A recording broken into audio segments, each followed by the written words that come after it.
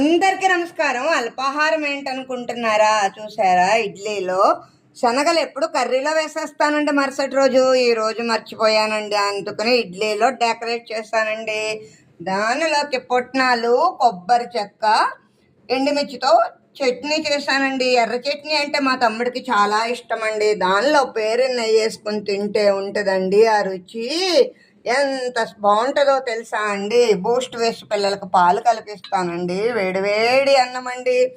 దానిలోకి ఎప్పుడు టమాటా వేసి వండుతున్నావు క్లాలీఫ్లవర్ అని నా మనవడు ఇసుక్కున్నాడండి. అందుకని క్లాలీఫ్లవర్, కొబ్బరి, కాస్త గరం మసాలా తగిలిచ్చి ఫ్రై చేశానండి. తక్కువ కొబ్బరి వేసానండి.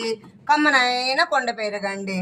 చూసారా, స్టిక్స్ ఎంతో బాగున్నాయండి. దీని మీద మోటు పొతులు అని పేర్లు కూడా ఉన్నాయండి. నేను టేస్ట్ చేసే నా మనవడు మనవరాలకి నిన్న తీసుకొచ్చానండి.